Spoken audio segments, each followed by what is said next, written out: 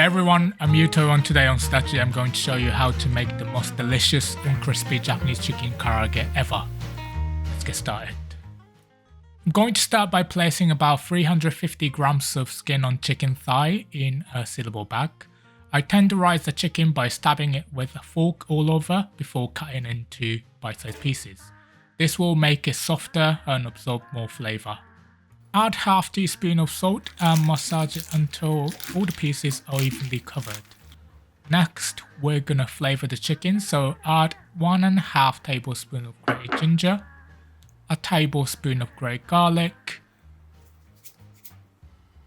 half a tablespoon of grated apple, 1 tablespoon of sake, a teaspoon of Japanese mayonnaise, 1 teaspoon of toasted sesame oil, a teaspoon of shiro dashi, or if you don't have it, you can use light soy sauce, half a teaspoon of Chinese chicken bouillon powder, and a sprinkle of white pepper powder.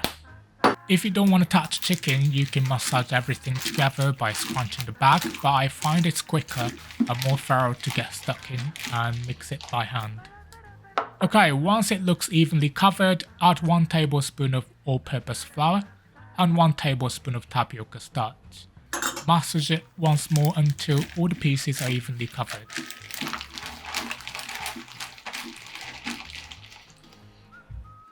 Then push the air out of the bag, seal it up, and marinate it in the fridge for about 30 minutes. I recommend leaving it for an hour if you have time.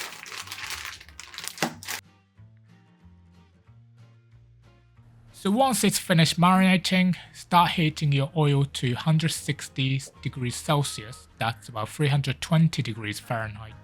While we wait for the oil to heat up, take a container and add 4 tablespoons of potato starch and 2 teaspoons of water. Use chopsticks or a fork to spread the moisture around. This will help the starch clump up a little. The goal here is to make small balls of starch for something I like to call the Hailstone effect. These little hailstones will be used to coat the chicken and make it extra crispy. I also like to use my hand to squeeze it a bit for a few bigger hailstones here and there. When that's done, coat each piece of the marinated chicken generously with the hailstone starch. Make sure the chicken isn't too wet before you do this. Shake off the marinade before rolling it into the starch. The hailstone effect is optional. You can just use the starch as it is if you prefer, but I seriously recommend it if you like me and prefer your karaage extra crispy. Okay, let's place them in the oil. We will be frying these in multiple batches to prevent the oil temperature from dropping too much. Fry them for about 3 minutes or until lightly browned. Don't worry about them being cooked all the way through because we're going to double fry them. After 3 minutes, let them rest on a wire rack while you cook the next batch. This will allow them to continue cooking in the residual heat. This Japanese style frying pot is great because it drains the oil back into the pot.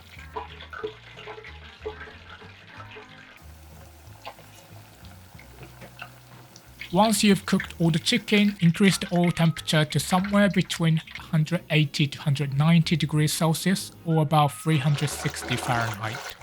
And fry them again for about 1 minute or until a deep golden brown.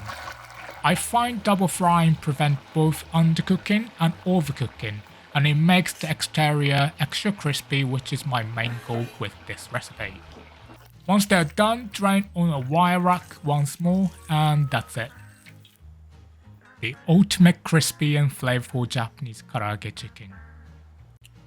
I hope you enjoyed that one. If you want to learn more about karaage, including other marinade options, flour starch choices, and other tips, check out the blog post.